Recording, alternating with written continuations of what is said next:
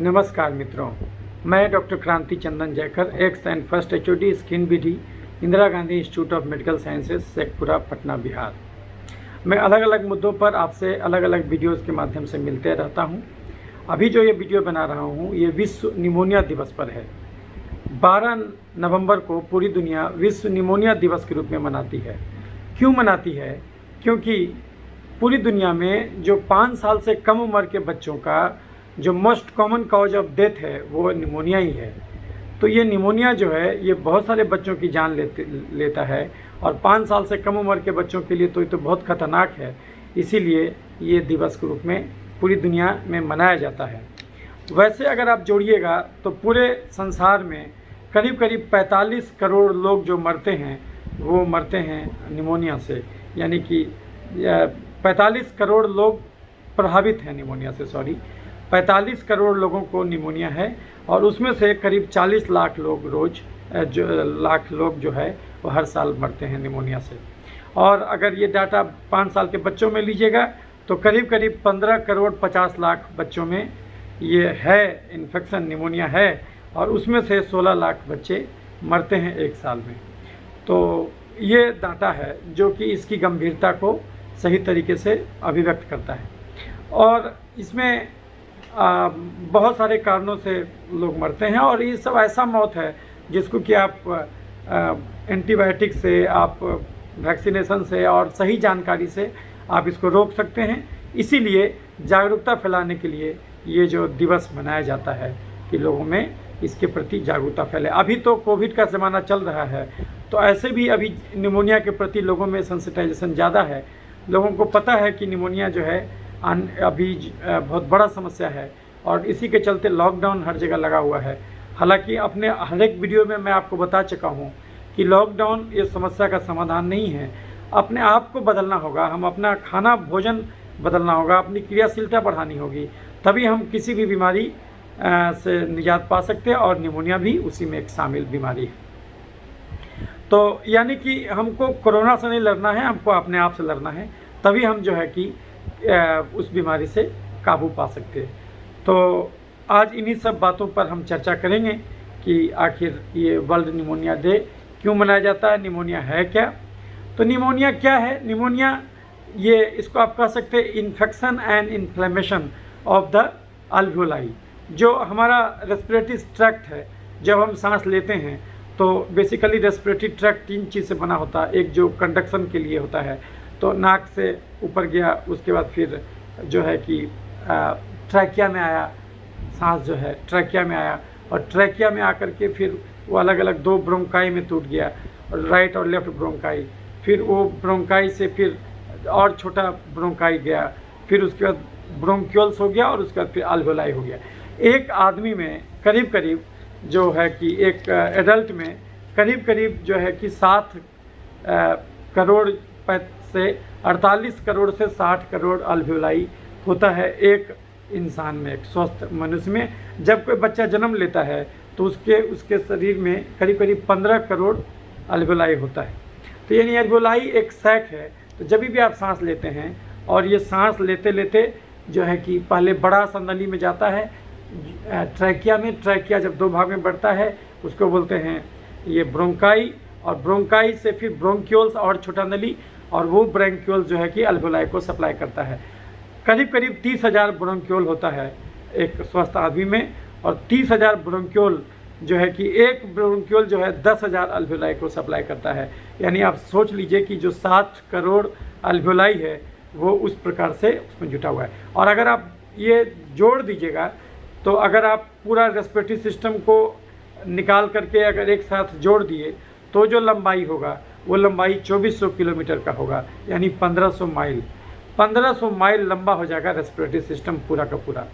और जो अल्वियोलाई है ये क्या करता है कि आपको जैसे कि हर एक नली अलग अलग अल्वियोलाई से जुड़ा हुआ है और यहाँ पर एयर एक्सचेंज होता है, यानी CO2 जो गंदा CO2 जो है वो खून से निकल के अल्वियोलाई के हवा में आता है और यहाँ से बाहर निकल जाता है, और जो ऑक्सीजन हम लेते हैं ये ऑक्सीजन फिर से हवा जो है कि ये भेज दिया जाता है खून की नली में।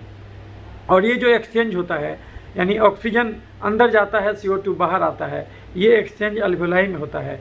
अल्वेओलाई एक एयर सैक है, इसी में जो एयर एक्सचेंज होता है। और जब आप देखिएगा कि मतलब कि जब सारे अल्वेओलाई को आप फैला दीजिएगा तो देखिएगा एक टेनिस कोर्ट के बराबर एरिया जो है कि कवर कर लिया। एक टेनिस कोर्ट को कवर कर लेगा, इतना ज़्यादा उसमें सरफेस एरिया होता है एक सामान्य व्यक्ति में। तो ये एयर एक्सचेंज को बढ़ाता है। और आप जानते हैं कि जो आदमी बार बार सिगरेट पीते हैं उसमें एम्फाइजेमा नामक एक बीमारी होता है जो कि अल्वेओलाई को डैमेज कर देता है। तो बहुत सारा अल्वेओलाई डैमेज होकर के एक बड़ा सा छेद बना देता है। उसकी वजह से चूँकि वो अल्वेओलाई में जब प्रेशर बनता है और वो प्रेशर जो है हवा को वापस बाहर की ओर भेजता है, गंदे हवा को, तो ये प्रेशर चूँकि नहीं बन पाता, चूँकि अल्वेओलाई डैमेज हो जाता है तो एयर एंट्रैप हो जाता है और जो है कि लंग कोलैप्स भी कर जाता है। तो ज़्यादा सिगरेट पीने वाले में एम्फाइजेमा नामक बीमारी होता है, COPD उसको कहते हैं।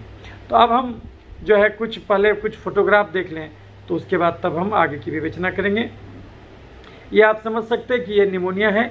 आप जो ये निमोनिया देख रहे हैं, ये आपका यहाँ से सांस का नली है, ट्रैकिया, और ट्रैकिया के बाद 2 लंग हो गया। और लंग में जो है कि किसी खास लंग में आपको जो है कि वहाँ का हिस्सा इन्फ्लेम्ड है और जो अल्वेओलाई में पानी भरा हुआ है तो एयर सैक में पानी भर जाता है। तो ये अल्वेओलाई हो गया।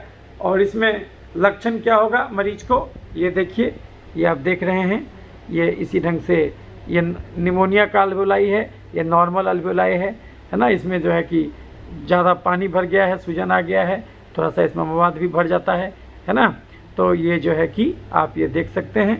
तो इसी ढंग से आप अलग अलग फोटोग्राफ के द्वारा ये अनुभव कर सकते हैं कि जो है कि कैसा आपको दिखता है। ये आपका एक तरफ नॉर्मल है और एक तरफ एबनॉर्मल है। तो ये आपका जो है कि ये जो आपको दिख रहा है ये हेल्दी स्मॉल एयरवे है, लेकिन यहाँ पर जो आपको दिख रहा है ये आपको दिख रहा है इसमें जर्म्स है, WBC है, म्यूकस है, ये भरा हुआ है ना, इसमें जो इन्फेक्शन भरा हुआ है। तो इसी ढंग से आप ये देख सकते हैं कि भाई किस ढंग से जो है निमोनिया जब होगा तो आपको वो किस ढंग से वो आपको दिखेगा। ये पिक्चर में ये आप देख सकते हैं।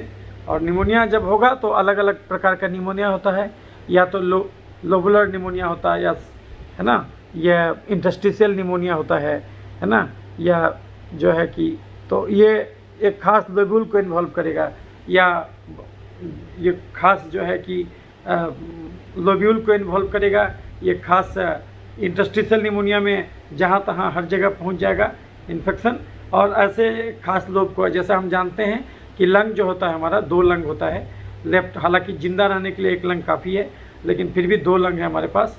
और करीब करीब 6 लीटर एयर जो है आपके लंग में रह सकता है। आप जो सांस लेकर के रोकिएगा तो टोटल लंग कैपेसिटी जो है करीब करीब 6 लीटर होता है। लेकिन हम लोग जो है करीब करीब मैक्सिमम एक्सरसाइज भी करते हैं, जोर से सांस भी लें तो भी करीब करीब 70% से ज़्यादा लंग का कैपेसिटी हम लोग यूज नहीं कर पाते हैं सामान्यतः। तो जनरली तो अगर एक्सरसाइज में तो 70% जाता है, अगर ऐसे नॉर्मल दिनचर्या में देखिएगा तो 30-40% लंग कैपेसिटी का ही हम लोग यूज कर पाते हैं। तो बहुत सारा जो जगह पर तो हवा पहुँच ही नहीं पाता, बहुत सारा अल्वेओलाई में तो एयर जा ही नहीं पाता है। तो ये जो है कि, और जब आप देखिएगा कि ये जो अल्वेओलाई है आपको जो निमोनिया दिखेगा एक्सरे में, तो एक्सरे में कैसा दिखेगा ये आप देख सकते हैं कि एक्सरे में ये कैसा दिखेगा, जो है कि जिसके वजह से ताकि आप जो है कि उसको समझ सकें। एक्सरे में ये कैसा दिखता है निमोनिया का एक्सरे, ये एक्सरे देखिएगा तो आपको ये पिक्चर इसका समझ में आ जाएगा। ये देखिए ये एक्सरे है, ये आपका नॉर्मल लंग हो गया।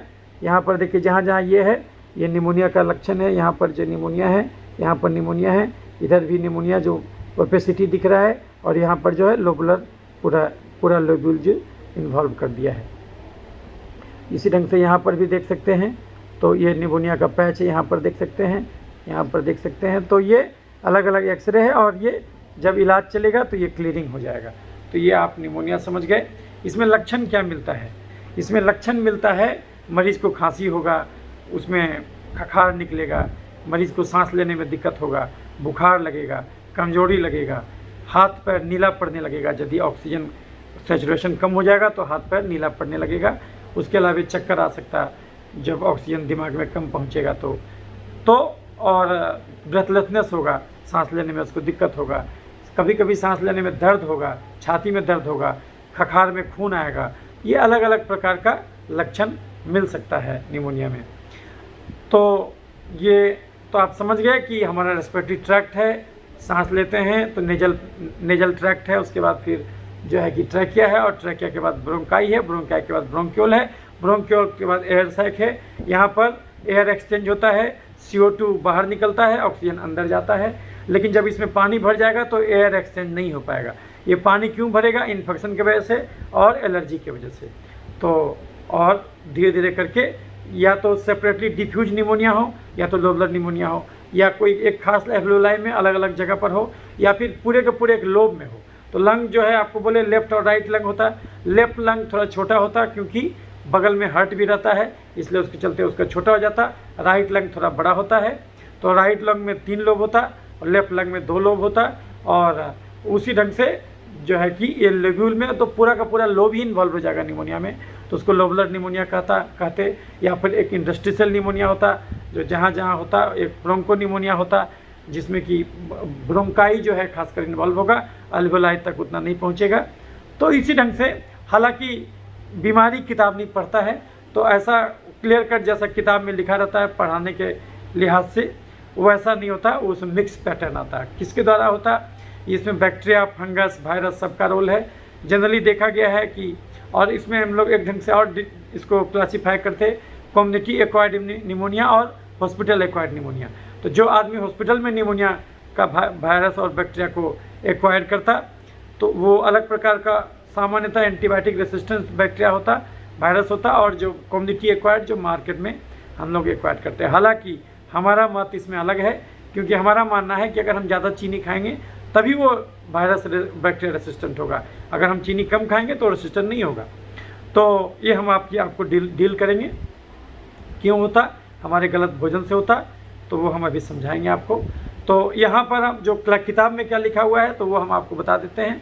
तो उसी ढंग से कम्युनिटी एक्वायर्ड निमोनिया होता है, उसके अलावा आपका हॉस्पिटल एक्वायर्ड निमोनिया होता है, और एक बोलते हैं प्राइमरी निमोनिया, एक होता है सेकेंडरी एस्पिरेशन निमोनिया, कि कोई चीज़ घुटने में जो है कि लंग में चला गया पानी तो उसके वजह से निमोनिया हो सकता है। कभी कभी कोई फिजिकल एजेंट के चलते निमोनिया हो सकता है, एसिड आदमी पी लिया उसके चलते निमोनिया हो जाएगा, है ना। तो ये अलग अलग कारण से निमोनिया हो सकता है। कभी कभी ऑटो इम्यूनिटी की वजह से निमोनिया हो सकता है, कभी कभी कोई आदमी ऑक्यूपेशनल गड़बड़ी के चलते निमोनिया हो सकता है, जो आदमी एस्बेस्टस के फैक्ट्री में काम करता है उसको निमोनिया हो सकता है, ज़्यादा पोल्यूशन में काम करता है उसको निमोनिया हो सकता है। तो अलग अलग कारण है अलग अलग निमोनिया होने का। एक बोलते हैं एटिपिकल निमोनिया, जिसमें कि आपको छाती में कभी कभी साइलेंट निमोनिया बोलते हैं, जिसमें छाती में आपको एक्सरे में फाइंडिंग मिलेगा, लेकिन ऐसे आपको मरीज के एक्सकल्टेशन करने में कोई खास फाइंडिंग नहीं मिलेगा। इसमें डॉक्टर एक्सकल्टेट करके वो सुनता है, वहाँ पर परकस करके भी देखता है कि उसका परकसन चेंज तो नहीं हुआ है, और अगर कंसोलिडेशन हो जाएगा पूरा का पूरा सॉलिड बन जाएगा, तो जो है कि आपको पता होगा कि हमारे शरीर में एक ही अंग है जो कि अगर निकाल करके पानी में दे दिया जाए तो डूबेगा नहीं, क्योंकि इसमें अल्वेओलाई रहता है, एयर भरा रहता है, इसलिए ये पानी में तैरता है, बाकी सब अंग डूब जाता है, लेकिन ये पानी में तैरता है। तो लेकिन जब निमोनिक लंग होगा वो डूब जाएगा, क्योंकि उसमें चारों तरफ कंसोलिडेशन हो जाएगा पूरा का पूरा। और जो हमारा लंग होता है उसके चारों तरफ एक अलग से स्पेस होता है, उसको बोलते हैं प्लूरल स्पेस, और जो है कि ये प्लूरल स्पेस में पानी भरा रहता है उसको बोलते हैं प्लूरल फ्लूइड। कभी कभी निमोनिया के चलते के बाद इन्फेक्शन जो है वहाँ भी चला जाता है प्लूरल स्पेस में भी, तो उसके वजह से प्लूरल रिफ्यूजन बोलते हैं उसको, या प्लूरल एम्फाइजेमा बोलते हैं, तो वो उसमें हो सकता है। तो एक बीमारी होता है दम्मा, और दम्मा और निमोनिया में क्या अंतर है? दम्मा को अस्थमा कहते हैं।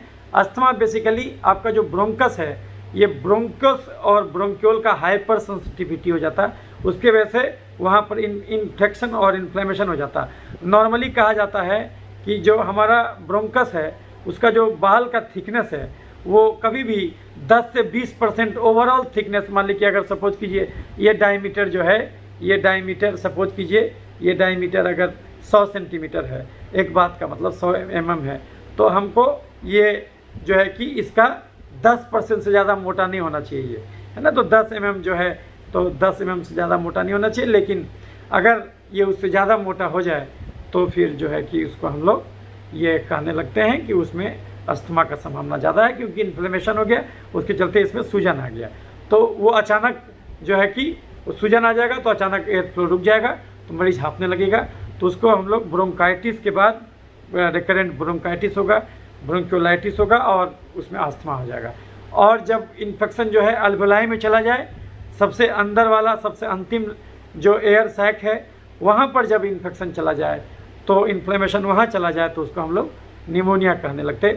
कभी कभी पूरे के पूरे लोब में हो जाता है तो उसको हम लोग लोबुलर निमोनिया कहते, सेगमेंटल निमोनिया कहते, राउंड निमोनिया कहते, अलग अलग टर्म है। तो बस ये केवल डिस्क्रिप्शन के लिए है, किताब में ऐसा लिखा रहता, लेकिन जो मरीज आप देखते हैं तो उसमें ऐसा फाइंडिंग, ये कोई जरूरी नहीं कि एग्जैक्ट वही पैटर्न हो, वो मिक्स पैटर्न आपको मिलेगा। तो बैक्टीरिया से होता, वायरस से होता, फंगस से होता, है ना, कभी कभी पैरासाइट से होता। तो जो बैक्टीरिया से होता है ज़्यादातर हीमोफिलस इन्फ्लुएंजा से होता, फिर उसके बाद बैक्टीरिया से स्ट्रेप्टोकोकल निमोनी से होता। इन दोनों के विरुद्ध में टीका भी मौजूद है, ये दोनों बैक्टीरिया है। उसके अलावा एटिपिकल बैक्टीरिया क्लेमाइडिया करता है, उसके अलावा माइकोप्लाज्मा निमोनिया करता है, उसके अलावा जो है कि और भी बहुत सारा बैक्टीरिया इसको कराता है निमोनिया। फंगस के द्वारा भी होता है, एस्परजिलस फंगस ज़्यादातर इम्यूनोसप्रेसिव पेशेंट्स में होता है, डायबिटिक्स, हाई डायबिटिक्स में होता है, लीवर किडनी फेल्स में होता है, या फिर जो इम्यूनोसप्रेसिव में है उसमें होता है ये फंगल निमोनिया। वायरल निमोनिया भी हो सकता है, जैसे कि आपका जितना भी आप देख रहे हैं, कोरोना वायरस हुआ, इन्फ्लुएंजा वायरस हुआ, जो सार्स वायरस हुआ, ये सब जो है ये निमोनिया कराता है। उसके अलावा जो है कि आपका करीब करीब 100 वायरस जो है निमोनिया कराता है। तो ये वायरस से भी हो सकता है, बैक्टीरिया से भी हो सकता है, और एलर्जी के चलते भी हो सकता है। जैसे SLE एक बीमारी है, उसमें इंटरस्टिशियल निमोनाइटिस होता है, तो उसमें भी ये हो सकता है। ये ऑटो इम्यून बेसिकली होता है, उसमें इडियोपैथिक जो है कि आपका पल्मोनरी फाइब्रोसिस भी करा जाता, बाद में निमोनिया जब हील करेगा तो फाइब्रोसिस भी छोड़ के जाता। तो एयर एक्सचेंज बाधित होता, आपका वाइटल कैपेसिटी कम हो जाता, आपका लंग पूरी तरह से नहीं फूल पाता।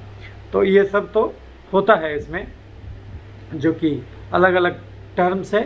तो और कभी कभी केमिकल के द्वारा होता है, कभी कभी ये के द्वारा होता है। तो ये अलग अलग टर्म्स है जो कि आपको जानना चाहिए। लेकिन अब हम आते हैं मूल टॉपिक पर कि ये हम जो वीडियो क्यों बना रहे हैं, क्योंकि जो अभी बताने जा रहे हैं वो आपको किताब में नहीं मिलेगा, ये अपने अनुभव से हम सीखे। एक चीज़ जान लीजिए कि क्यों होगा निमोनिया, कोई भी बीमारी क्यों होगा। हमारा शरीर हमारे भोजन से बना है, तो हमारे शरीर में कोई भी बीमारी क्यों होगा, क्योंकि भोजन गलत होगा। हर इंसान हर चीज़ नहीं खा सकता, लेकिन हर इंसान हर चीज़ खाना चाहता। गड़बड़ी यहीं से शुरू हो जाता।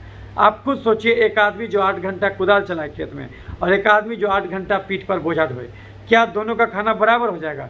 एक गाड़ी जिसको 3 किलोमीटर चलाना हो, एक गाड़ी जिसको 300 किलोमीटर चलाना हो, क्या दोनों बराबर डीजल भरिएगा? तो जब उस समय बुद्धि खुल जाता, खाने के टाइम में बुद्धि कहाँ जाता। जो काम गाड़ी में डीजल का है, बस उतना ही काम शरीर में चीनी का है। गाड़ी मजबूत होगा लोहा से, शरीर मजबूत होगा प्रोटीन से। तो क्यों होता बीपी, क्यों होता चीनी, क्यों होता गठिया, क्यों होता दम्मा, क्यों होता मिर्गी, क्यों होता पथरी, क्यों होता निमोनिया, क्यों होता दम्मा, क्यों होता गठिया, क्यों होता मिर्गी, क्यों होता पथरी? एलर्जी के चलते। एलर्जी क्यों होता?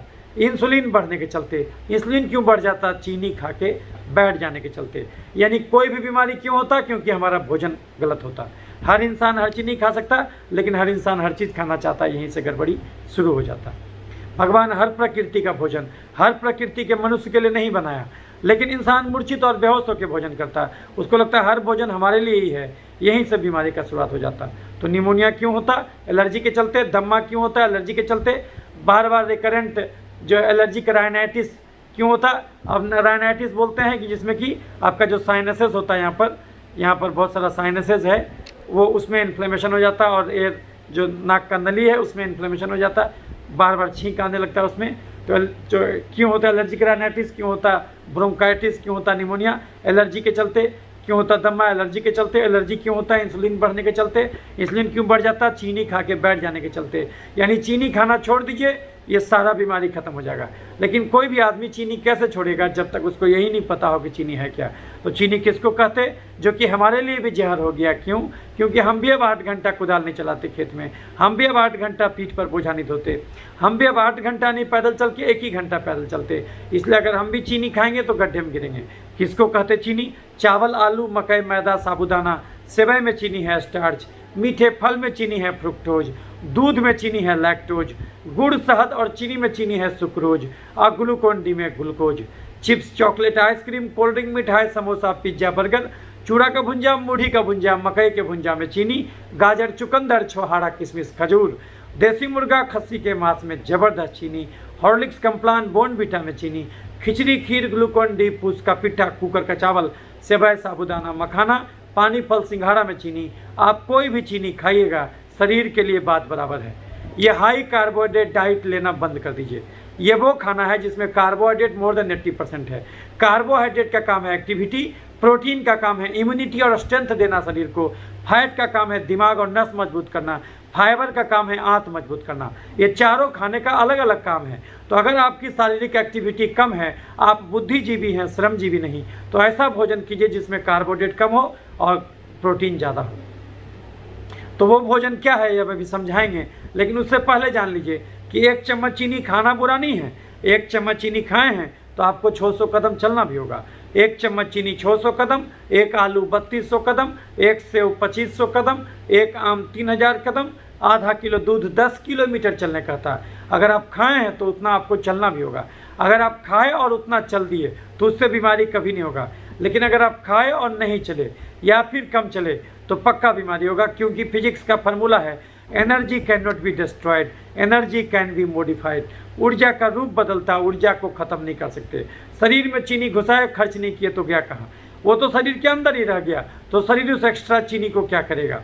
या तो उसको चर्बी बनाएगा तो मोटापा का बीमारी, या तो उसको एलर्जी यानी एक प्रकार का तेजाब निर्मित करेगा। वो तेजाब जब अल्वियोलाई में आएगा तो अल्वियोलाई को जलाएगा, सूजन कराएगा, उसके चलते निमोनिया हो जाएगा।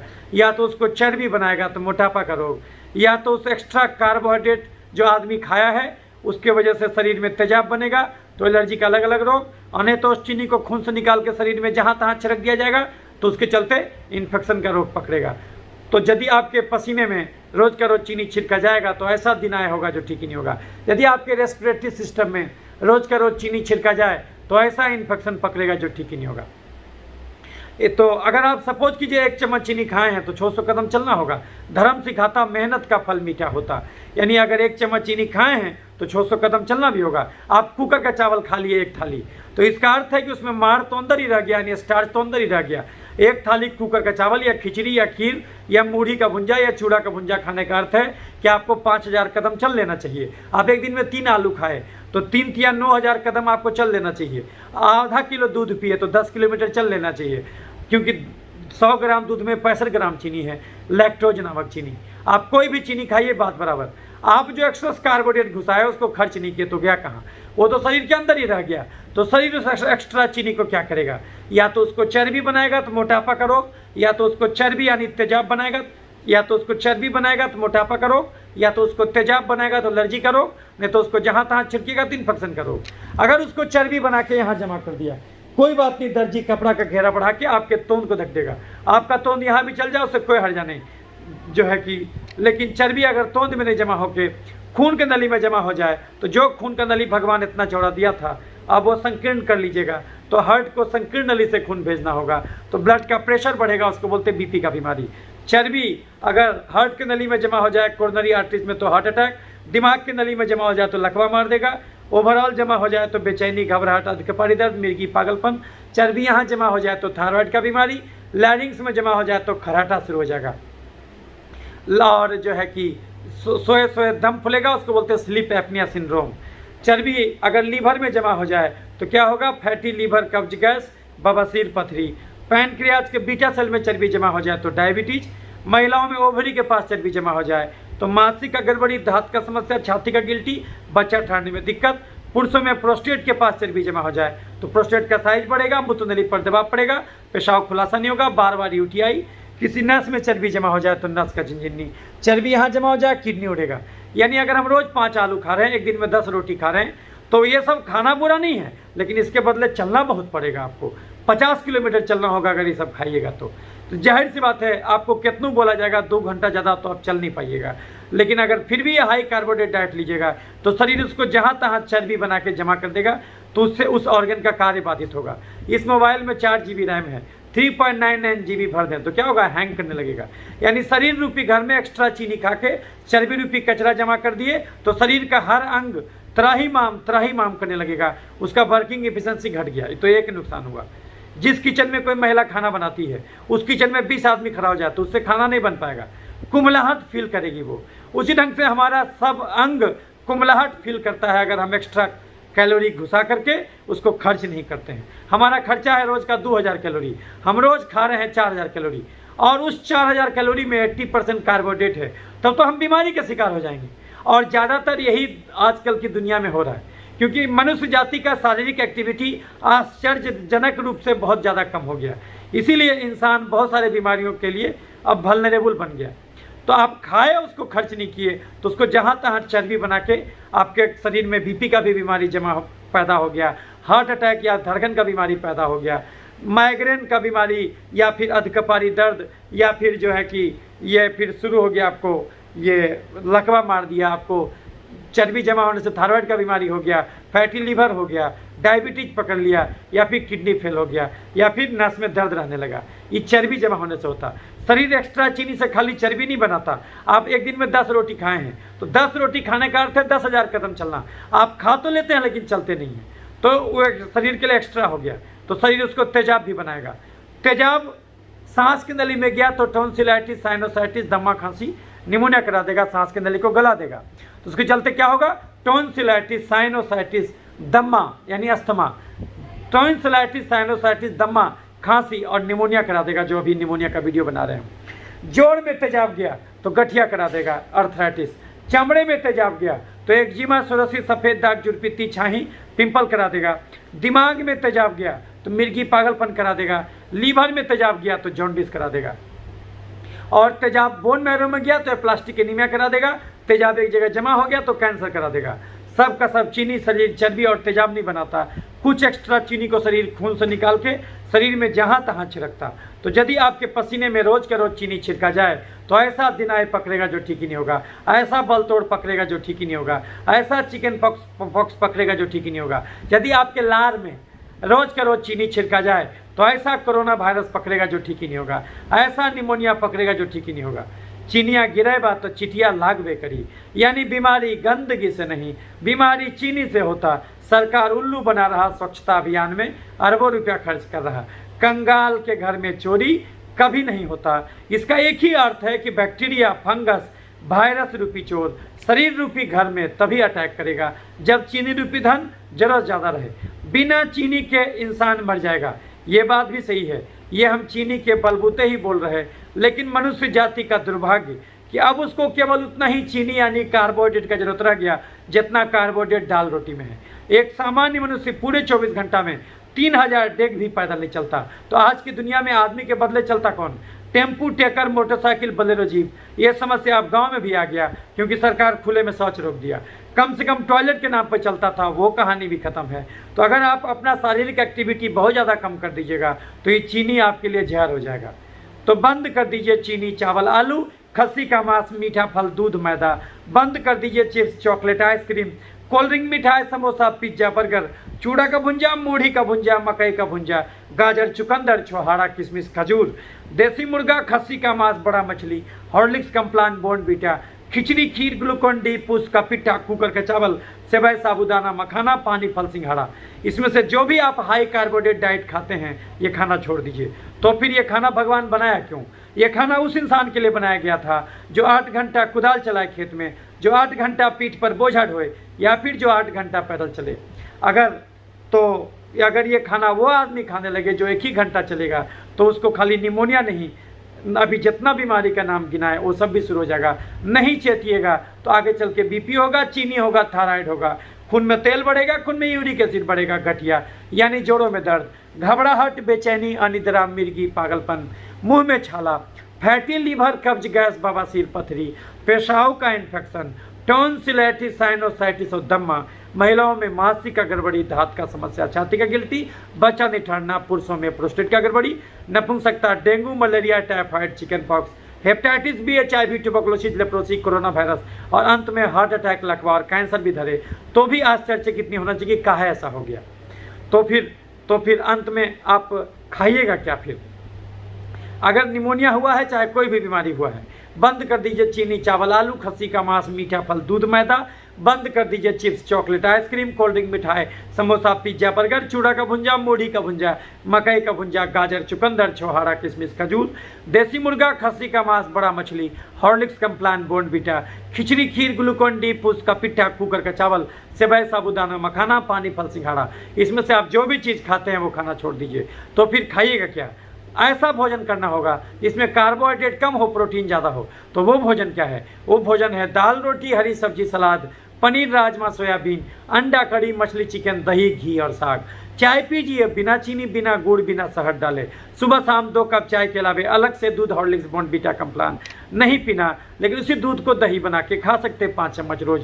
उसी दूध को पनीर बना के, पालक पनीर, मटर पनीर की सब्जी के रूप में सप्ताह में 1 दिन खा सकते हैं, लेकिन कच्चा पनीर छना नहीं खाना। उसी दूध को घी बना के पालक पराठा, मेथी पराठा, सत्तू पराठा के रूप में खा सकते हैं, लेकिन प्लेन पराठा नहीं खाना। चावल से दुनिया में बहुत कुछ बनता होगा, चावल से बनने वाला एक ही चीज़ खाना, उसना चावल, मार निकाला हुआ तसला वाला चावल, सप्ताह में मैक्सिमम 3 दिन से ज़्यादा उसना तसला का चावल भी नहीं खाना। और चावल से बनने वाला इडली, डोसा, बिरयानी, पुलाव, चूड़ा का भुंजा, मूढ़ी का भुंजा, खिचड़ी, खीर, कुकर का चावल, पूस का पिट्ठा कभी भूल के भी नहीं खाना, क्योंकि ये सब चीज़ में माड़ यानी चाशनी तो अंदर ही रह जाता। जितना चीनी चाशनी में होता उतना ही चीनी माड़ में होता। चाशनी पीजिए कि माड़ पीजिए, बात बराबर है। तो चावल से बनने वाला एक ही चीज़ खाना, उसना चावल, माड़ निकाला हुआ तसला वाला चावल, सप्ताह में मैक्सिमम 3 दिन। आलू, अरुई, ओल, शकरकंद, चुकंदर, गाजर, केला, फेंटा हुआ सब्जी नहीं खाना। अगबे परोर, अगबे नेनुआ, अगबे करेला, अगबे भिंडी, अगबे हरा रंग का बैगन, हरा रंग का फूल गोभी जम के खाना। और अगर नॉन वेज पसंद हो तो देसी मुर्गा, खस्सी का मांस, बड़ा मछली नहीं खाना, लेकिन छोटा मछली खा सकते हैं सप्ताह में 1 दिन। चिकन खा सकते हैं, पोल्ट्री फार्म का चिकन, 400, 500, 600 ग्राम का बॉयलर चूजा सप्ताह में 1 दिन। और अंडा रोज 2 को खाना। कौन सा भुंजा खाना? गेहूं, चना, बादाम, लेकिन चावल, चूड़ा, मूढ़ी, फरी, मकई का भुंजा नहीं खाना। कौन सा फल खाना? खीरा, ककड़ी, टमाटर, और कोई मीठा फल नहीं खाना, चाहे वो गाजर, चुकंदर या मीठा पपीता या अमरूद क्यों ना हो, या संतरा क्यों ना हो, इमली क्यों ना हो। 1 घंटा दिन में टहलना, 1 घंटा शाम में चलना। 4-5 दाल मिला देना, मूंग, मसूर, अरहर, उड़द, चना, उसमें पालक का साग, टमाटर भी डाल देना, घोटनी से घोट देना, छौंक देना। 1 कटोरा गाढ़ा मिक्स दाल सवेरे, 1 कटोरा गाढ़ा मिक्स दाल दोपहर, और 1 कटोरा गाढ़ा मिक्स दाल रात में पीना। पेट में पहले दाल घुसाना, अगर दाल से पेट भर जाए रोटी सब्जी नहीं खाना, दाल के बाद जगह बचे तब रोटी सब्जी घुसाना, लेकिन दाल की कीमत पर रोटी नहीं खाना। 1 दिन में 3 रोटी ज़्यादा मत खाना, 1 सुबह, 1 दोपहर, 1 रात। 3 रोटी में पेट नहीं भरे तो दाल अनलिमिटेड पीना, हरा सब्जी अनलिमिटेड खाना, और रोज़ 2 घंटा टहलना। अगर ऐसा नहीं कीजिएगा तो ना केवल ये निमोनिया बार बार तंग करेगा, बल्कि अभी जितना बीमारी का नाम गिना है वो सब भी शुरू हो जाएगा, या तो शुरू हो भी चुका होगा। चूँकि डॉक्टर आपका पूरा जांच नहीं कराया इसलिए आपको पकड़ नहीं पाया। डॉक्टर सामान्यतः यदि आपको ये सब होगा निमोनिया तो खाली एक्सरे और CT स्कैन ही कराएगा, कभी कभी ब्रोंकियल मतलब लिभाज कराएगा, कभी कभी आपको बोलेगा कि आपको बायोप्सी लेना होगा, लेकिन आपको पूरा खून का पेशाब का जांच नहीं कराएगा। कायदे से इसमें पूरा खून का जांच होना चाहिए।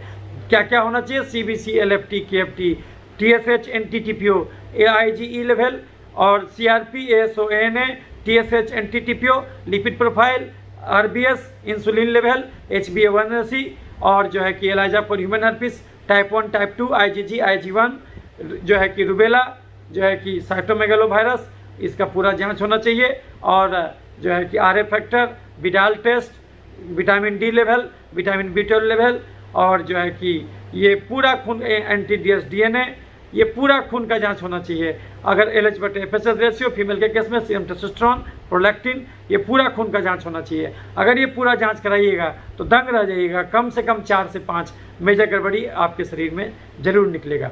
अगर आपको निमोनिया है तो वो सब बीमारी भी जरूर निकलेगा। याद रखिए, किसी को केवल निमोनिया कभी नहीं होता।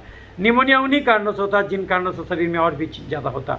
अगर आप जो एक्स्ट्रा चीनी खाए हैं और उसको नहीं खर्च किए हैं, आपका खर्चा था 2000 कैलोरी, आप रोज़ खाते थे 4000 कैलोरी, तो ये जो आप एक्सेस कैलोरी सालों साल खाते चले गए हैं तो आपके शरीर में एक्स्ट्रा चर्बी भी बना हुआ, तो आपको बीपी, थायराइड, डायबिटीज़, ये सब का भी दिक्कत हुआ होगा। आपको जो है कि तेजाब जमने से भी दिक्कत हुआ होगा, सांस की नली में तेजाब गया होगा तो टॉन्सिलाइटिस, साइनसाइटिस, दमा, खांसी, निमोनिया, दमा और जोड़ में गया होगा तो गठिया, चमड़े में गया होगा तो एक्जिमा, सोरियासिस, सफ़ेद दाग, जुड़पीती, छाई, पिंपल, दिमाग में गया होगा तो मिर्गी, पागलपन, लीवर में गया होगा तो जॉन्डिस, ये भी इसी का हिस्सा है। और कुछ चीनी को शरीर जहाँ तहाँ छिड़का होगा तो खाली रेस्पिरेटरी ट्रैक्ट में ही नहीं छिड़का होगा चीनी को, बाकी जगह भी चीनी छिड़का होगा तो वहाँ का भी इन्फेक्शन जरूर हुआ होगा। इसलिए अपने डॉक्टर को कहिए कि हमारा पूरा जांच कराओ। पूरा जांच कराइएगा तो दंग रह जाइएगा, 4 से 5 में गड़बड़ी जरूर निकलेगा। याद रखिए, दुनिया में अलग से निमोनिया नहीं होता। निमोनिया का बीमारी तो अंदर की गड़बड़ी का भारी रूप होता है, तो आपको पूरा जाँच होना चाहिए।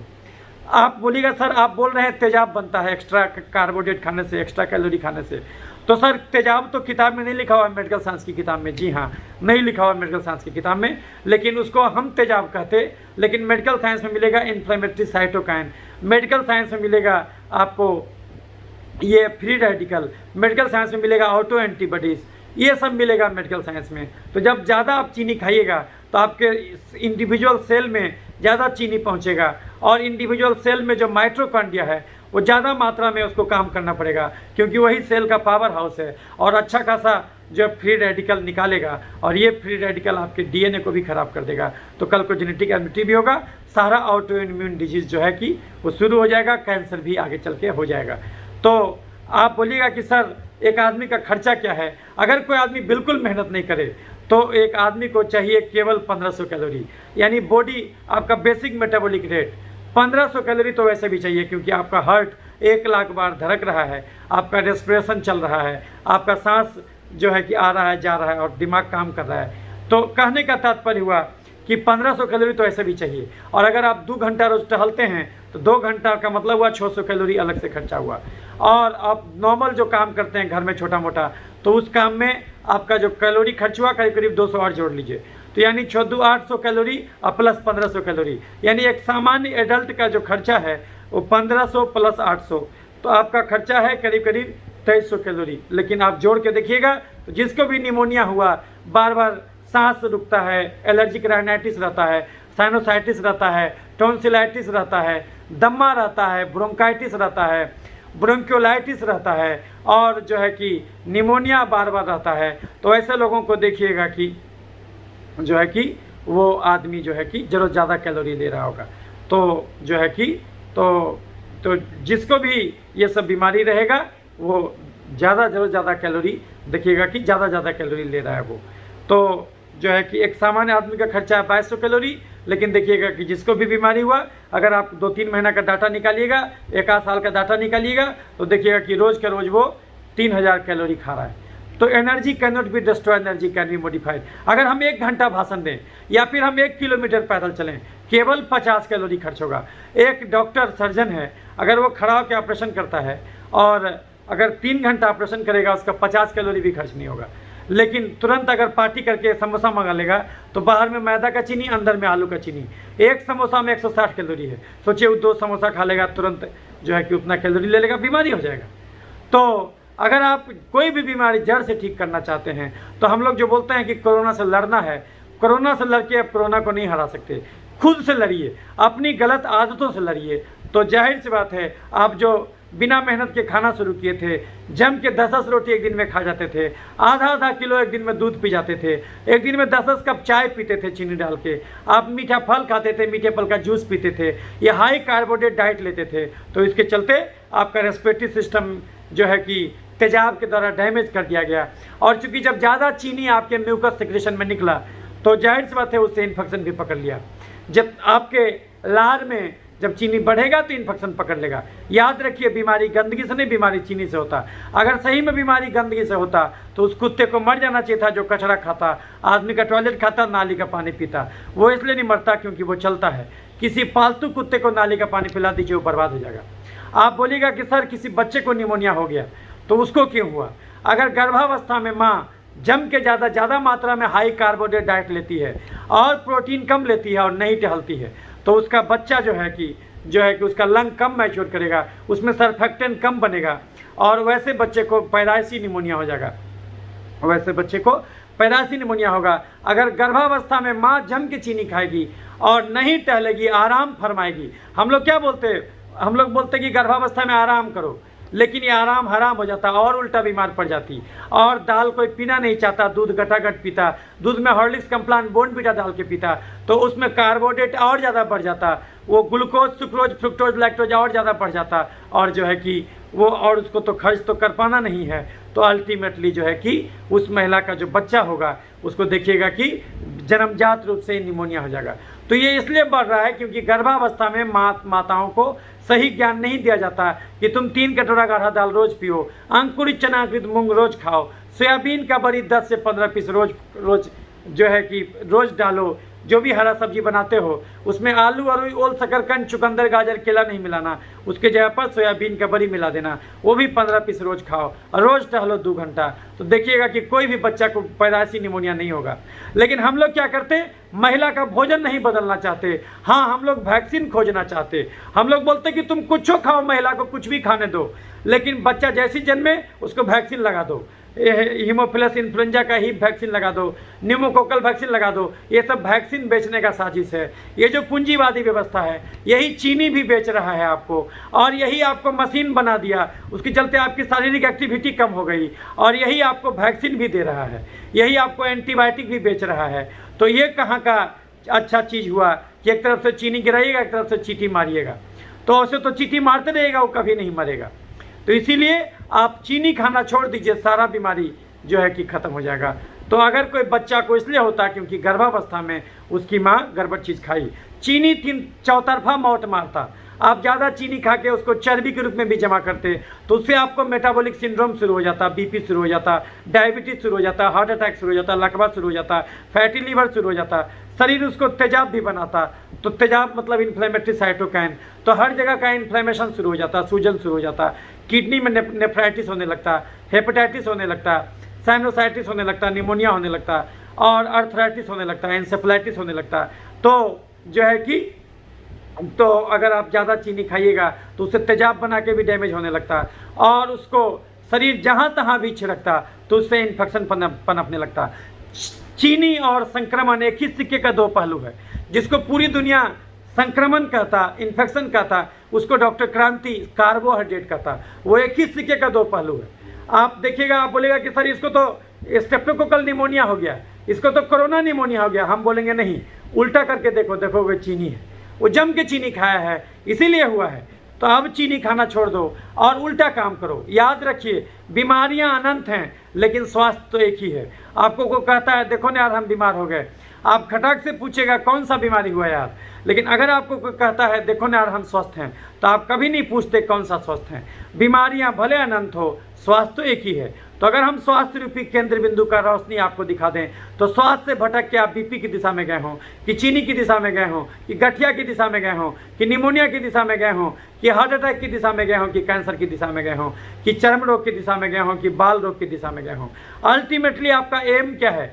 पुनः स्वास्थ्य को उपलब्ध हो जाना। तो जिन राहों पे चल के आप स्वास्थ्य से बीमारी तक पहुंचे थे, उसका उल्टा काम कीजिए। अभी तक आप जम के हाई कार्बोहाइड्रेट डाइट लेते थे और नहीं टहलते थे, अब उल्टा काम कीजिए। अब लो कार्बोहाइड्रेट डाइट पर आ जाइए और जम के टहलना शुरू कर दीजिए। घड़ी देख के 2 घंटा अब हर इंसान को टहलना होगा, नहीं तो उसका बर्बादी तय है। दाल जम के पीजिए, अंकुरित चना मूंग खाइए। तो हम आपको बोल रहे थे चीनी चौतरफा मौत मारता। एगो ज़्यादा चीनी खाने से चर्बी के रूप में जमा होता, उसके चलते हर ऑर्गन का कार्य बाधित होता, उसके चलते तेजाब बनता, तो उसके चलते डैमेज होता, और उसके चलते इन्फेक्शन होता, चूँकि चीनी जहाँ तहाँ गिरा दिया जाता। और एक जो चौथा नुकसान होता वो ये कि आपका पेट और भूख का साइज तो एक ही है। तो यदि आप ज़्यादा मात्रा में कार्बोहाइड्रेट लेने लगिएगा भोजन में, तो जाहिर सी बात है प्रोटीन कम लीजिएगा, और आपके शरीर में करीब करीब 60 ग्राम प्रोटीन रोज चाहिए। बच्चों में तो और ज़्यादा चाहिए क्योंकि उसका शरीर बनता है। प्रोटीन में नाइट्रोजन ग्रुप होता, लेकिन कार्बोहाइड्रेट और फैट में नाइट्रोजन ग्रुप नहीं होता। वातावरण में सबसे ज़्यादा नाइट्रोजन है, लेकिन आपका शरीर वातावरण के नाइट्रोजन को नहीं खींच सकता। ये काम आपके लिए बैक्टीरिया करके देता है। राइजोपस बैक्टीरिया जो कि दलहन के फसल के जो गांठ में होता है, और वहीं से नाइट्रोजन फिक्सेशन होता है और आपके लिए दलहन का पौधा बनता है। या फिर आपको एनिमल का मांस खाते हैं तो उससे भी आपको प्रोटीन मिलता है। लेकिन आप खस्सी का मांस खाइएगा तो उसमें प्रोटीन तो मिलेगा, लेकिन साथ ही साथ अच्छा खासा ग्लाइकोजन भी मिल जाएगा, और ये तो कार्बोहाइड्रेट है। तो आप जो है कि जब आप ज़्यादा चीनी खाइएगा तो पेट और भूख का साइज तो एक ही है। आप कार्बोहाइड्रेट ज़्यादा लीजिएगा तो जाहिर सी बात है प्रोटीन कम लीजिएगा। प्रोटीन ही शरीर का ढांचा है। अगर हम बोल रहे हैं तो हमारा लायरिंग्स का सेल टूट रहा है, तो इसका रिपेयर भी जरूरी है। इसका रिपेयर कैसे होगा? इसका रिपेयर करता है, इसका रिपेयर करने के लिए प्रोटीन चाहिए। तो यदि आप प्रोटीन कम से कम लेते जाइएगा, चूंकि आपका डाइट तो गड़बड़ है, आप तो हाई कार्बोहाइड्रेट डाइट ले रहे हैं, तभी तो आपको निमोनिया पकड़ा। तो जाहिर सी बात है आप प्रोटीन भी कम ले रहे हैं, इसलिए आपका रिपेयर नहीं हो पाएगा। रिपेयर नहीं हो पाएगा, इसका अर्थ क्या हुआ? इसका अर्थ हुआ कि आपको एक बार जो निमोनिया धरा फिर वो कभी ठीक ही नहीं हुआ, फिर आपको परमानेंट लंग का फाइब्रोसिस हो गया। अब डॉक्टर आपको बोलेगा कि आपका इतना % लंग परमानेंटली खराब हो गया। क्योंकि वो कैसे बनता? वो बनाने के लिए आपको चाहिए था प्रोटीन। अब प्रोटीन तभी ऑब्जर्व होता है जब आप मेहनत करते हैं। हम 20 अंडा रोज खाएं तो क्या सलमान खान जैसा मसल बन जाएगा? नहीं। 20 अंडा खा के 3 घंटा जिम भी करना होगा। चीनी बिना मेहनत के ऑब्जर्व हो जाता, लेकिन प्रोटीन के एब्जॉर्प्शन के लिए मेहनत चाहिए। तो इसीलिए जो है कि आपको रोज़ 2 घंटा टहलना भी पड़ेगा। 2 घंटे में आधा घंटा दौड़ना होगा और बाकी 1.5 घंटा धीरे धीरे चलना होगा। दाल जम के पीना होगा, अंकुरित चना के मूंग खाना होगा, प्रोटीन बढ़ाना होगा।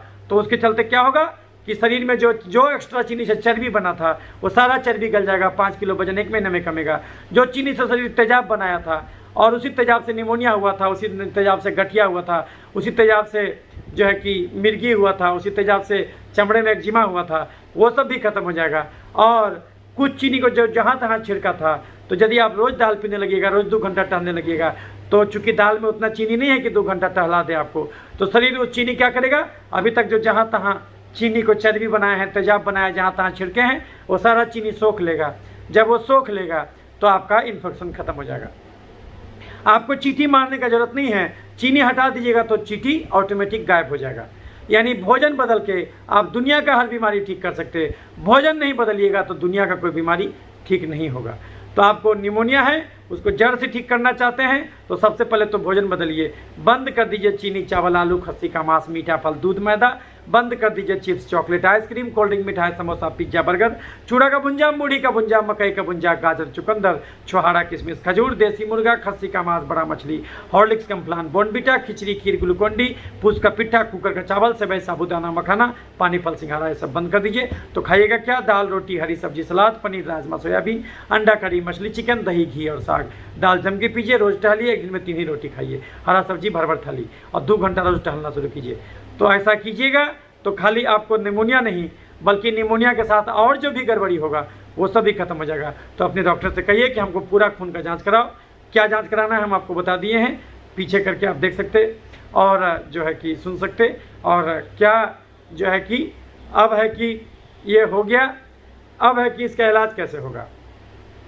इलाज के लिए डॉक्टर क्या करेगा? आपको सबसे पहले तो देखेगा कि किस ग्रेड का एनीमिया है, माइल्ड, मॉडरेट, सीवियर है, वो सेवरिटी असेस करेगा कि आपका उम्र तो 65 साल ज़्यादा तो नहीं है, साथ में आपको डायबिटीज़, हाइपरटेंशन, हार्ट अटैक ये सब तो नहीं हुआ है, तो उसी के साथ असेस करके आपका इलाज करेगा। तो अगर आपको पहले से बीपी, चीनी, थायराइड ये सब नहीं है और आपको तब निमोनिया हुआ है तो कोई खास बात नहीं है, तब तो आपका ओरल से ही ठीक हो जाएगा। तो आपको एक अच्छा एंटीबायोटिक देगा gram positive gram negative bacteria के लिए। तो ग्राम पॉजिटिव के लिए आप एमोक्सिसिक्लिन, क्लोबेनिक एसिड ले सकते हैं या सेफुरोक्सिम ले सकते हैं। ग्राम नेगेटिव के लिए लिवोफ्लोक्सासिन ले सकते हैं। ये दोनों एंटीबायोटिक मिला के देगा डॉक्टर। उसके अलावा जो है कि आपको एंटी फंगल भी लेना होगा, क्योंकि बैक्टीरिया, फंगस, वायरस सब के सब इकट्ठे आएगा। तो इट्राकोनाजोल ले सकते हैं 100 मिलीग्राम का सुबह शाम।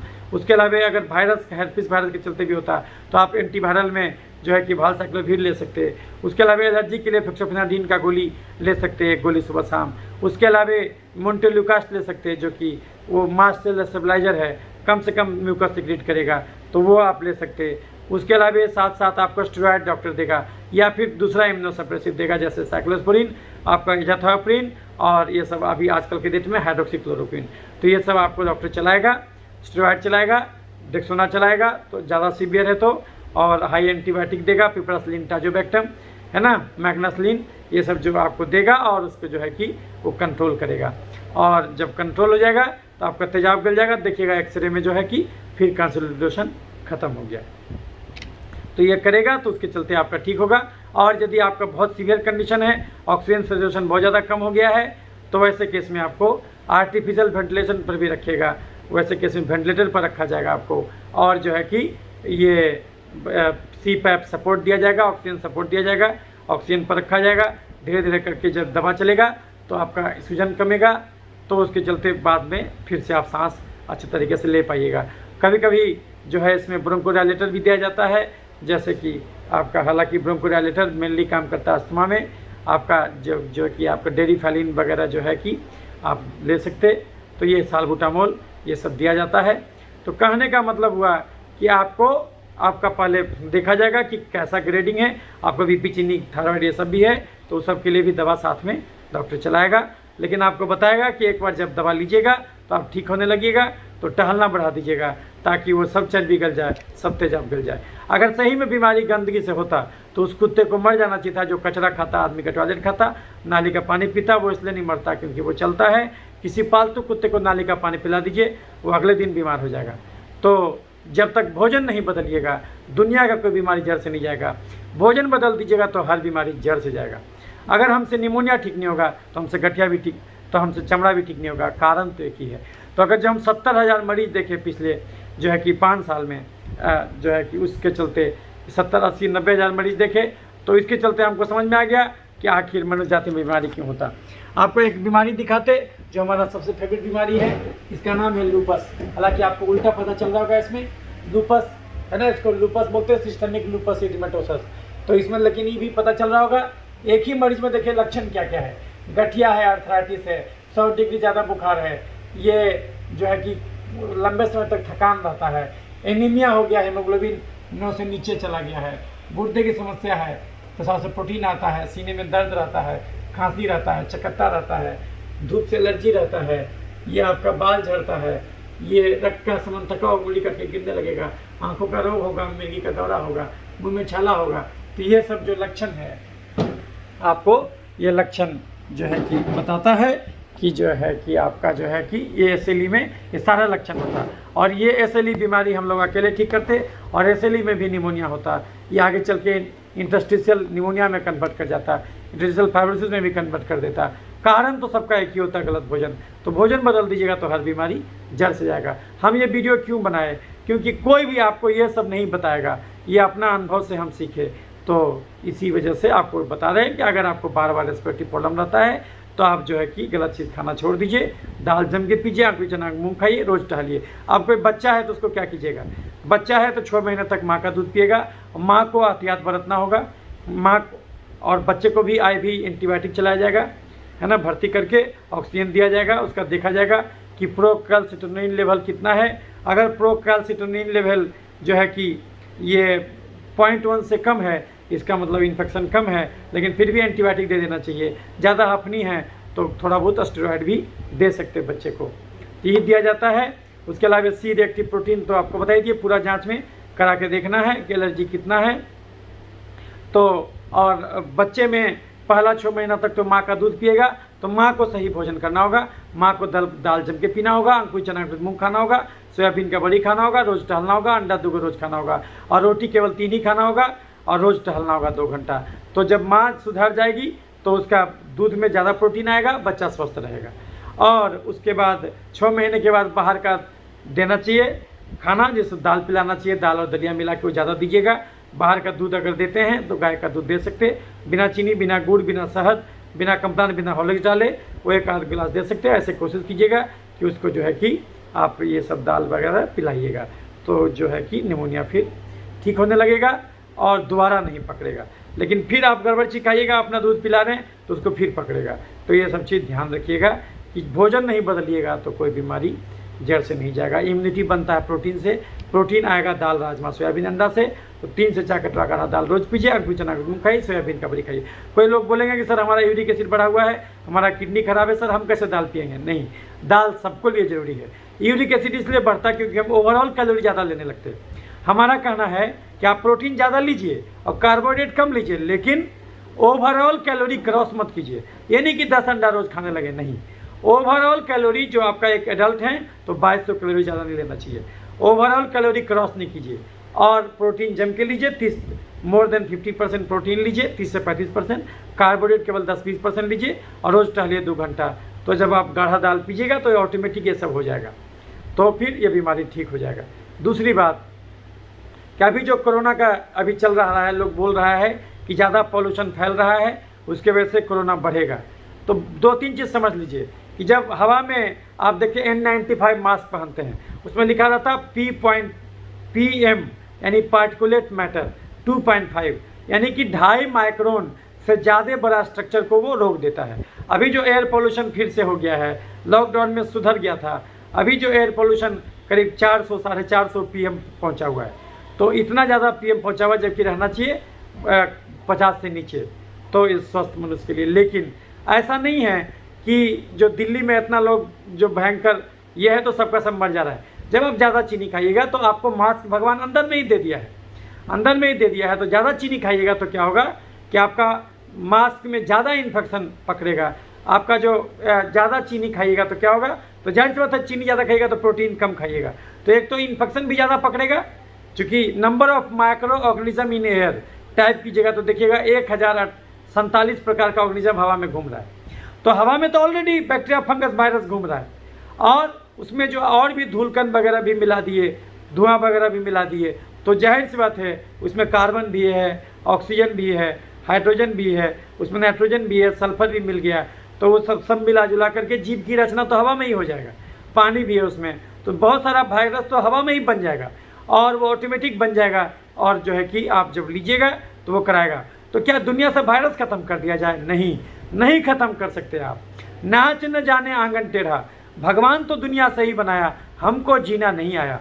आप अगर कम चीनी खाइएगा, दाल जम के पीजिएगा, रोज़ टहलिएगा, तो आपको भगवान इतना प्रोटेक्टिव मैकेनिज्म दे दिया है कि आपके शरीर में रेस्पिरेटरी एपिथेलियम में क्या है, सीलिया है।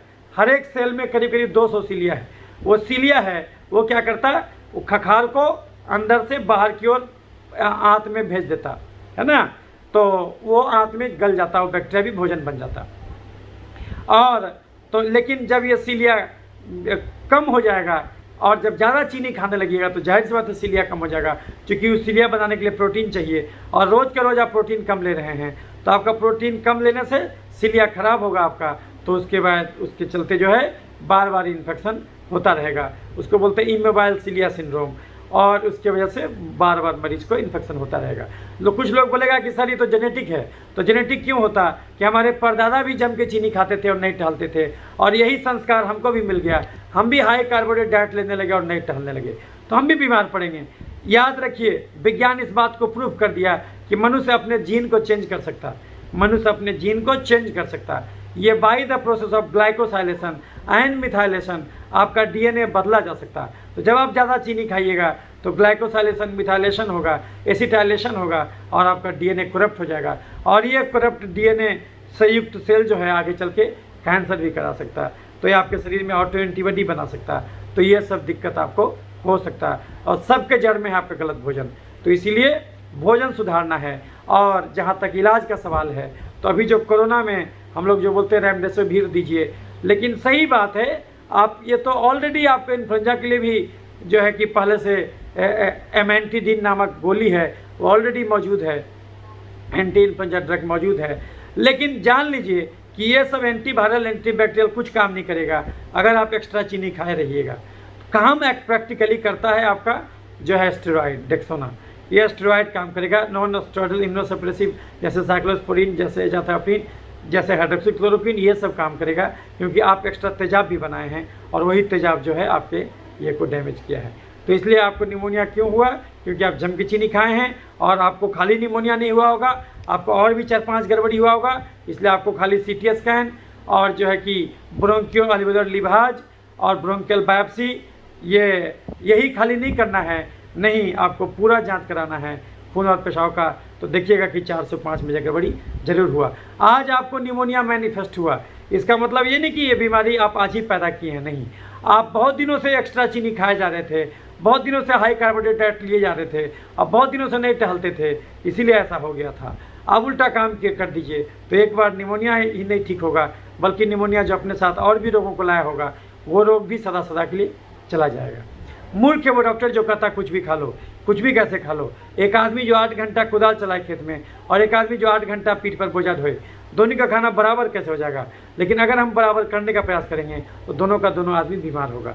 तो ये गलत भोजन करना छोड़ दीजिए, दाल जम के पीजिए, अंकुरित चना का सूप खाइए, सोयाबीन का बनी 10 से 15 पीस रोज खाइए और रोज टहलिए, बिना काम के चलिए।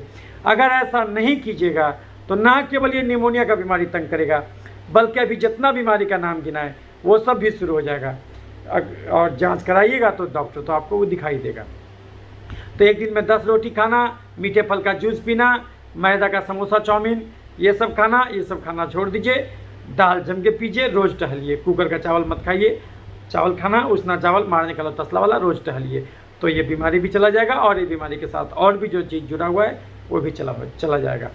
और अगर आप ज़्यादा मांस लगाइएगा तो क्या होगा कि भगवान जो आपको सिलिया दिया है, आप जाहिर सी बात है पार्टिकुलेट मैटर को रोक देगा। तो उसके चलते क्या होगा कि आपके जो है कि सांस में कम एयर पोल्यूशन, ये जो पार्टिकुलेट मैटर पहुंचेगा, तो आपके शरीर को लगेगा कि वातावरण में अब शुद्धि आ गया है। तो आपका शरीर आवश्यकता आविष्कार की जननी है, जिस चीज़ को यूज नहीं लीजिएगा वो शरीर में डिजनरेट होने लगेगा। तो जो सिलिया है वो सिलिया जब टूटेगा तो फिर से शरीर उसको रिपेयर नहीं होने देगा, क्योंकि उसको लगेगा आप 1 साल तक लगातार मास्क लगाए हैं, तो उसको लगेगा ये तो ज़्यादा पॉपुलेशन है नहीं, तो सिलिया कम बनाएगा और धीरे धीरे करके सिलिया डिजनरेट हो जाएगा। तो आपका जो बच्चा होगा उस दौरान आपके शुक्राणु में भी ये मैसेज चला जाएगा, आपके ओवम में भी ये मैसेज चला जाएगा कि अब दुनिया में पॉल्यूशन कम हो गया है। इसलिए आप ऐसा बच्चा बनाइए जिसमें कि ये रेस्पिरेटरी एपिथेलियम में सिलिया कम हो। तो ऐसा बच्चा जो है कि बहुत कमज़ोर होगा, वो हल्का फुल्का भी एयर पॉल्यूशन नहीं ये कर पाएगा। तो इसलिए जो है कि ज़्यादा ये लगाइएगा तो उससे नुकसान होगा। याद रखिए, अगर आप चीनी खाइएगा तो कितनों मास्क लगाइएगा, कितनों हाथ धोइएगा, कितनों दूरी मेंटेन कीजिएगा, फिर भी हो जाएगा। लेकिन अगर चीनी नहीं खाइएगा तो मास्क नहीं भी लगाइएगा तो भी कुछ नहीं होगा। आप देख लिए कि मास्क क्यों लगवाना चाहता है, क्यों वैक्सीन भेजना चाहता है, क्योंकि फर्जी बीमारी, फर्जी इलाज। मरता है हार्ट अटैक से, बोलता है कैंसर, मरता है गठिया से, बोलता है कोरोना, जो है कि मरता है कैंसर से, मरता है हार्ट अटैक से, मरता है लकवा से, बोलता है कोरोना। तो कुछ भी होता है आज की दुनिया में कोरोना बोला जाता है, क्योंकि उसको वैक्सीन बेचना है, उसको किट बेचना है। और सोचिए कितना बड़ा शक्ति है कि ट्रम्प भी विरोध करता है, कि जो है कि विरोध किया कि ये थकने वाला बीमारी है, तो उसको भी हरा दिया, उसको भी इलेक्शन में हरवा दिया। इतना बड़ा चीज़ है, हर जगह आंदोलन छिड़ रहा है। आप खुद सोचिए, अगर ये गंभीर बीमारी है तो इस धरती पर मरना कौन चाहेगा। आप कह दीजिए 10 गो मास्क लगाओ, अगर तुमको डर लगता तो, नहीं लगता तो छोड़ दीजिए, देखिएगा 80% आदमी लगाना छोड़ देगा मास्क। तो ये ज़बरदस्ती थोपना कहीं ना कहीं जो है कि दाल में काला नज़र आता, कि भाई जो है कि सरकार को भी फायदा है क्योंकि देश में इमरजेंसी लागू है। तो आप कितना भी धन खर्च कीजिएगा कोरोना के नाम पर, कोई हिसाब नहीं देना है। कैग का पावर ख़त्म है और जम के किट बिक रहा है और जम के जो है कि आपको ये बिक रहा है। जनता का ध्यान मेन मुद्दे से हटा हुआ है। तो रोज़ का रोज़ जो धंधा करता था उसका इकोनॉमी चौपट हुआ और सारा धन जो है अमीर के पास चला गया। तो अंबानी जो है 7वां अमीर बन गए। तो ये सब, लेकिन इस पर बोलने वाला कोई पार्टी नहीं। सब कहाँ गया गरीब का पार्टी, सारे लोग कोई बोलने वाले नहीं है इस पर। ये फर्जी बीमारी, फर्जी इलाज। लेकिन अब आंदोलन होना शुरू हो गया है। अब हर जगह जो है कि लोग आंदोलन महसूस कर रहे हैं पूरी दुनिया में ये लॉकडाउन के खिलाफ। तो खैर ये चीज़ था जिसको कि आपको जानना चाहिए था। अगर सही में ये सब हाथ धोने से, मास्क लगाने से रुक जाता तो अमिताभ बच्चन ही तो ये तो वीडियो बनाते हैं, ये हमेशा आपको बताते हैं कि ये खाओ, ये खाओ, ये जो है कि हाथ धो, डिस्टेंसिंग करो। लेकिन उनको पूरा परिवार को हो गया। सोचिए, उससे इसका मतलब उससे नहीं बचता है कोई आदमी, है ना। तो इसीलिए गलत भोजन करना छोड़ दीजिए, खुद को सुधारिए, दुनिया को नहीं। गीता में कहा गया कि अगर आपको अपने दुख का कारण दूसरों में नजर आता है तो इसका एक ही अर्थ है कि आपके उस दुख का निवारण संभव नहीं है, क्योंकि दूसरों पर 100% नियंत्रण स्थापित आप नहीं कर सकते। आप केवल अपने आप पर नियंत्रण स्थापित कर सकते हैं। इसलिए आप अपने आप को सुधारिए, अपना भोजन सुधारिए, यही आपके कंट्रोल में है। रोज़ एक्सरसाइज कीजिए, रोज़ टहलिए, यही आपके कंट्रोल में है और दूसरा कोई चीज़ आपके कंट्रोल में नहीं है। तो इससे न केवल निमोनिया से बचिएगा, बल्कि निमोनिया अपने साथ और भी जो रोगों को लाया होगा उससे भी बचिएगा।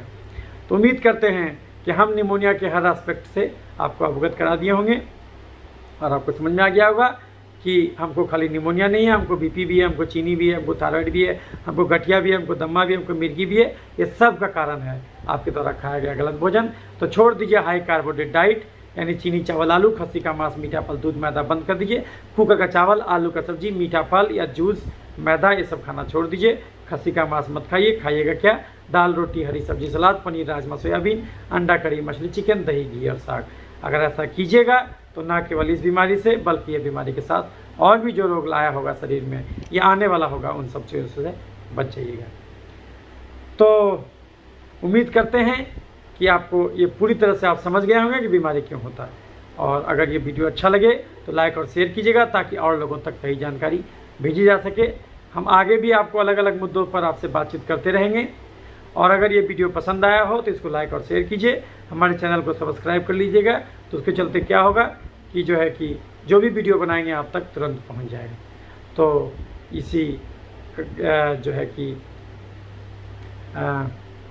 इसी ढंग से उम्मीद करते हैं कि हम आपको समझा पाए होंगे। तो अब हम हर बीमारी पर वीडियो बनाएंगे, जो भी दिवस आएगा दिवस के टाइम में और ऐसे भी। और तो इसलिए अगर आप हमारे चैनल को सब्सक्राइब कर लेते हैं तो नॉलेज आप तक तुरंत पहुंच जाएगा। उम्मीद करते हैं कि ये वीडियो आपको अच्छा लगा होगा। अच्छा लगेगा तो लाइक और शेयर कीजिएगा। और ये आगे भी हम आपसे मिलते रहेंगे। तब तक के लिए स्वस्थ रहें, सुखी रहें, निमोनिया मुक्त विश्व रहे, कोरोना मुक्त विश्व रहे, इसी की दुआ करते हैं। ये तभी होगा जब हम अपना भोजन बदलेंगे। धन्यवाद।